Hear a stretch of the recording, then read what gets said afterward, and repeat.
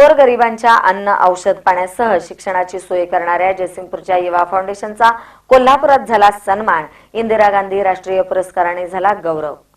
जयसिंगपूर येथील युवा फाउंडेशन या सामाजिक संस्थेला कोल्हापूर येथील ज्येष्ठ स्वातंत्र्य सैनिक व इंदिरा गांधी राष्ट्रीय पुरस्कार विजेते कैलासवासी अनंतराव गोविंदराव कोरेगावकर युवा कर्तृत्वाचा स्मृती गौरव पुरस्कार देऊन गौरव करण्यात आला.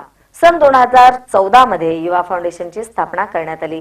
गेल्या 1.5 वर्षापासून स्वतःच्या पॉकेट मनीतील व दानशूर व्यक्तींच्या देणगीतून 40 निराधारांना 2 वेळचे पुरेल इतके जेवण व एका वेळी घरपोच देण्यात येते.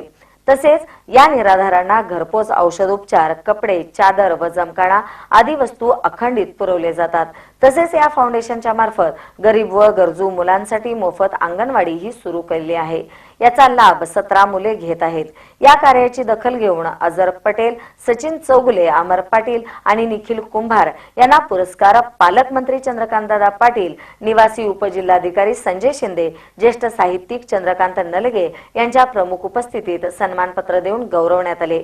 यावेळी सेवानिवृत्त मेजर जनरल मधुकर काशीद, हिंदुस्तान पेट्रोलियमचे सेल्स मॅनेजर शुभमरता खान, उद्योगपती छोडके पाटील, कैलासवासी अनंतराव गोविंदराव कोरेगावकर ट्रस्टचे अध्यक्ष अमोल कोरेगावकर, आकाश कोरेगावकर, राज कोरेगावकर आदी उपस्थित होते. महानकारी न्यूजसाठी जयसिंगपूरहून सुनील संगपाळ.